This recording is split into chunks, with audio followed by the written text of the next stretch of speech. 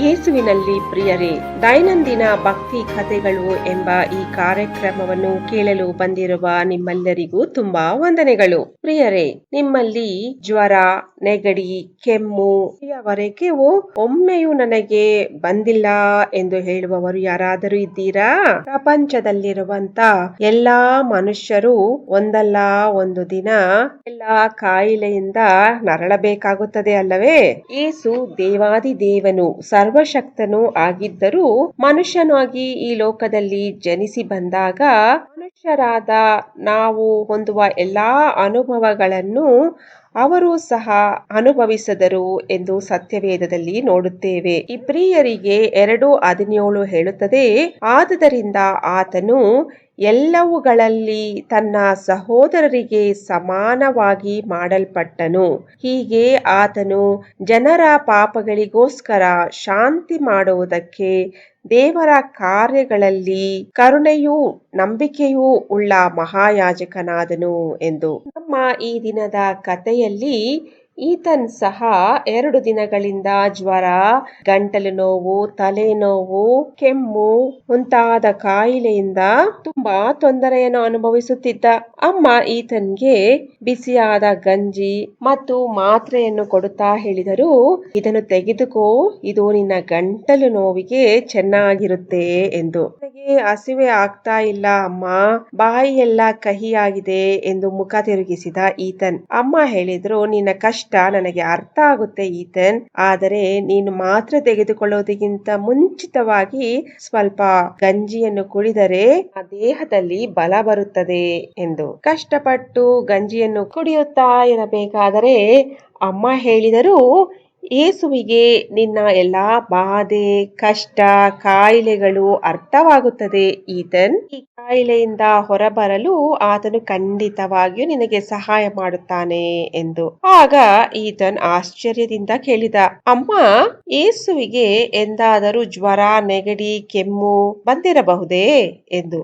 ನಗುತ್ತಾ ಹೇಳಿದರು, ಸತ್ಯವೇದದಲ್ಲಿ ಅನೇಕ ಕಡೆ ನಾವು ನೋಡುತ್ತೇವೆ, ಮನುಷ್ಯರಾದ ನಾವು ಹೊಂದಿದ ಎಲ್ಲಾ ಅನುಭವಗಳು ಯೇಸುವಿಗೂ ಸಹ ಉಂಟಾಯಿತು ಎಂದು. ಆಗ ಈತನ್ ಕೇಳಿದ, ಯೇಸುವಿಗೆ ಯಾವಾಗಲಾದರೂ ನೀರಡಿಕೆ ಆಯಿತೇ? ಅಮ್ಮ ಸ್ವಲ್ಪ ಹೊತ್ತು ಯೋಚಿಸಿ ಹೇಳಿದರು, ಹೌದು, ಸಮಾರ್ಯ ಸ್ತ್ರೀಯ ಬಳಿ ಯೇಸು ನೀರನ್ನು ಕೇಳಿದರಲ್ಲವೇ? ಆಗ ಈತನ್ ಹೇಳಿದ, ಓ ಹೌದು, ತುಂಬಾ ದೂರ ಬಿಸಿಲಿನಲ್ಲಿ ಪ್ರಯಾಣ ಮಾಡಿದಾಗ ಯೇಸುವಿಗೂ ಸಹ ನೀರಡಿಕೆಯಾಯಿತು ಅಂತ ಕಾಣಿಸುತ್ತದೆ. ಅಮ್ಮ, ನನಗೆ ಇನ್ನೊಂದು ಜ್ಞಾಪಕ ಬರ್ತಾ ಇದೆ, ಶಿಲುಬೆಯಲ್ಲಿಯೂ ಸಹ ಯೇಸು ನನಗೆ ದಾಹವಾಗಿದೆ ಎಂದು ಕೇಳಿದರಲ್ಲವೇ? ಅಮ್ಮ ತಲೆಯಾಡಿಸುತ್ತಾ, ಹೌದು, ಒಮ್ಮೆ ಎಷ್ಟೊಂದು ದಣಿದಿದ್ದರು ಎಂದರೆ ಬಿರುಗಾಳಿಯಲ್ಲಿ ದೋಣಿ ಅಲ್ಲಾಡುತ್ತಾ ಇರಬೇಕಾದರೂ ದೋಣಿಯಲ್ಲಿ ಮಲಗಿದರು ಎಂದು ನಾವು ನೋಡುತ್ತೇವೆ. ಯೇಸುವಿಗೆ ತುಂಬಾ ಆಯಾಸವಾಗಿತ್ತು ಎಂದು ಕಾಣಿಸುತ್ತದೆ ಎಂದ ಈತನ್. ಅಮ್ಮ, ತನ್ನ ಪ್ರಿಯನಾದ ಲಾಜರನು ಸತ್ತಾಗ ಯೇಸು ಸಹ ದುಃಖಪಟ್ಟು ಅತ್ತನು ಅಲ್ಲವೇ? ಯೇಸು ಅತ್ತನು ಎಂಬುದು ಸತ್ಯವೇದದಲ್ಲಿಯೇ ಚಿಕ್ಕ ವಚನ ಎಂದು ನಮ್ಮ ಸಂಡೇ ಸ್ಕೂಲ್ ಟೀಚರ್ ಹೇಳುತ್ತಾ ಇದ್ದರು.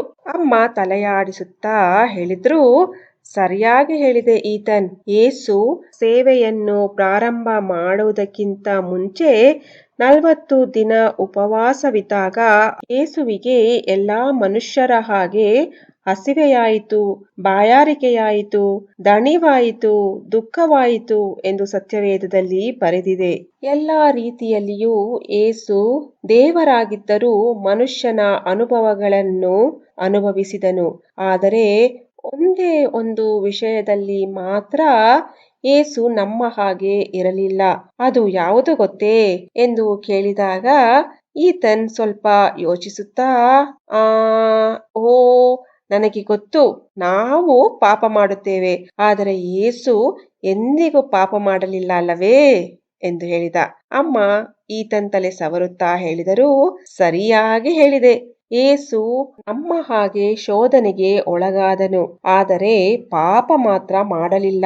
ಆದುದರಿಂದಲೇ ನಮ್ಮೆಲ್ಲರ ಪಾಪದ ಶಿಕ್ಷೆಯನ್ನು ಆತನು ಶಿಲುಬೆಯಲ್ಲಿ ತೆಗೆದುಕೊಳ್ಳಲು ಸಾಧ್ಯವಾಯಿತು. ಅದರಿಂದಲೇ ಅಲ್ಲವೇ ನಾವೆಲ್ಲರೂ ರಕ್ಷಿಸಲ್ಪಡುವುದು ಎಂದು ಕೆಮ್ಮುತ್ತಾ ಈತನ್ ಹೇಳಿದ, ಹೌದು, ಹಾಗಾದರೆ ನಮ್ಮ ಹಾಗೆ ಜ್ವರ, ಕೆಮ್ಮು, ನೋವು ಸಹ ಯೇಸುವಿಗೆ ಬಂದಿರಬಹುದು. ನಮ್ಮ ಕಷ್ಟ ಬಾಧೆಗಳನ್ನು ಆತನು ಅರ್ಥ ಮಾಡಿಕೊಳ್ಳುತ್ತಾನೆ. ಅಮ್ಮ ತಲೆಯಾಡಿಸುತ್ತಾ ಹೇಳಿದರು, ಹೌದು ಈತನ್, ಯೇಸು ನಮ್ಮ ಬಗ್ಗೆ ಕಾಳಜಿಯನ್ನು ತೋರಿಸಿ ನಮ್ಮ ಪ್ರಾರ್ಥನೆಯನ್ನು ಕೇಳಿ ಆದಷ್ಟು ಬೇಗನೆ ನಿನ್ನ ಕಾಯಿಲೆಯನ್ನು ಗುಣ ಮಾಡುತ್ತಾನೆ ಎಂದರು.